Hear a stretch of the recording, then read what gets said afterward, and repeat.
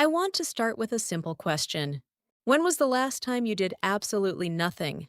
Not sleeping, not watching TV, not listening to music, not scrolling through your phone. I mean, truly nothing.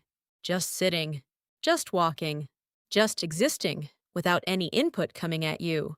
Take a moment. Try to remember. If you are struggling to think of an answer, you are not alone. And I believe that is exactly why so many of us feel exhausted, anxious, and overwhelmed, even when nothing is technically wrong in our lives. We are tired, but we cannot explain why. We are stressed, but we cannot point to one single reason. We lie in bed at night with our minds racing, thinking about things we said 3 years ago, worrying about things that may never happen. And then we wake up the next morning, reach for our phones before we even say good morning to ourselves, and do it all over again. This is the reality of modern life. And today, I want to talk about something that I believe is the single most underrated solution to this problem. It is not a new app. It is not a supplement. It is not a meditation retreat that costs $2,000. It is something completely free, available to almost everyone, and so simple that most people dismiss it immediately. It is walking, with your phone in your pocket, not in your hand. That is my big idea today. 15 minutes of walking, with no headphones, no music, no podcast, and no phone in your hand. Just you, your 2 feet, and the world around you. I know what you are thinking. That sounds boring. And you are absolutely right. It is boring. And that is precisely why it works. Let me explain what is actually happening inside your brain when you do this. Neuroscientists have identified something called the default mode network. This is a system in your brain that activates when you are not focused on any specific task. When you are not reading, not listening, not reacting to anything. When your mind is simply allowed to wander freely. And in this state, something remarkable happens. Your brain begins to organize itself. It connects ideas that were floating around separately. It processes emotions that you have been too busy to feel. It takes all the unfinished thoughts and unresolved feelings that have been quietly piling up, and it begins to sort through them, like finally cleaning a room you have been avoiding for weeks. This is not relaxation in a passive sense. This is your brain doing some of its most important work.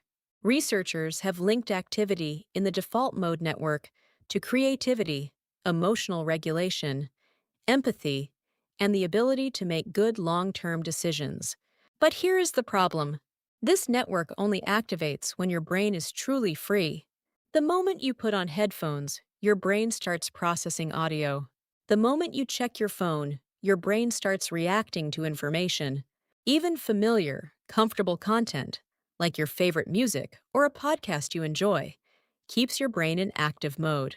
It never gets the chance to switch off and do its quiet background work.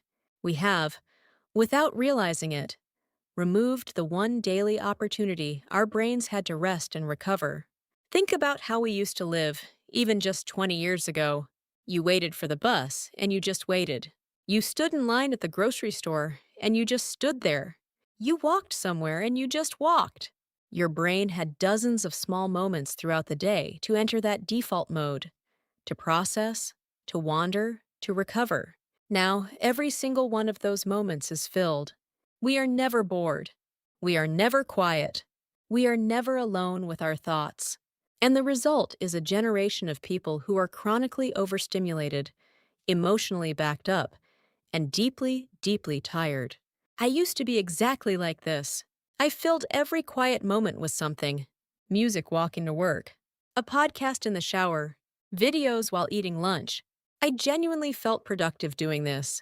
I felt like I was optimizing my time. But I was wrong. One afternoon my phone died while I was out for a walk. No headphones, no navigation, just me in the street, and I remember feeling genuinely uncomfortable. I kept reaching into my pocket out of pure habit. My hand wanted something to hold. My ears felt naked without sound. But I kept walking. I had no choice.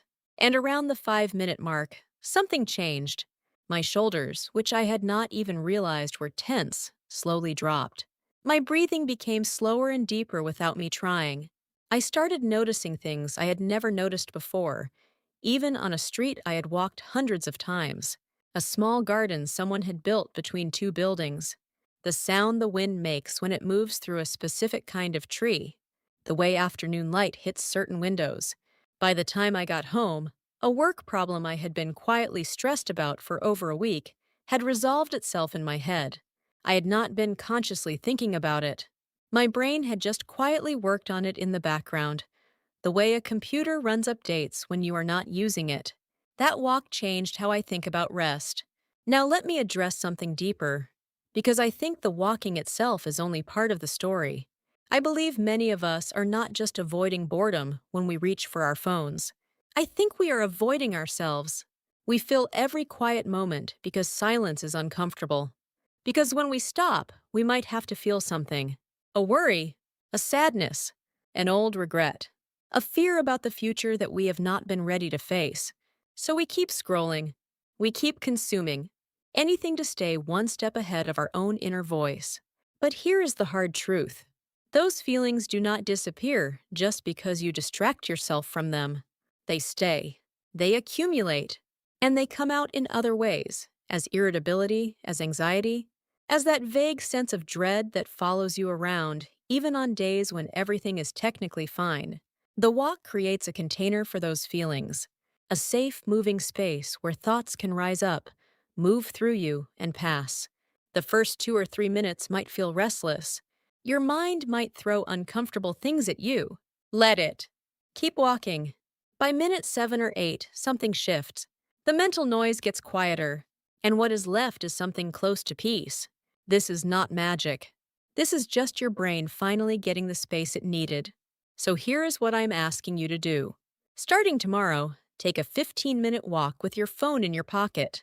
If you need to bring it for safety, that is completely fine. Just keep it put away. No music, no podcasts, no checking messages. Walk without a destination if you can. Let yourself be a little aimless. Look at things. Listen to what is around you. Let your mind go wherever it wants to go. When an uncomfortable thought comes up, do not push it away.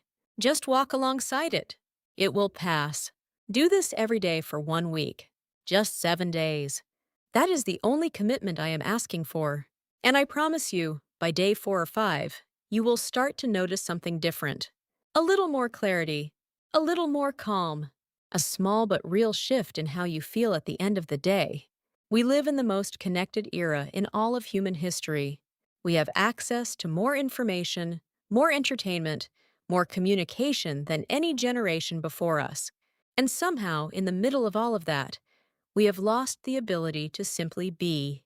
The most radical thing you can do in the modern world is to be bored, to be quiet, to be alone with your own mind and trust that it is enough. You do not need another productivity tool. You do not need another wellness subscription. You need 15 minutes, 2 feet, and the small act of leaving your phone alone.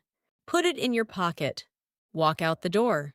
And let your brain remember how to breathe. Thank you.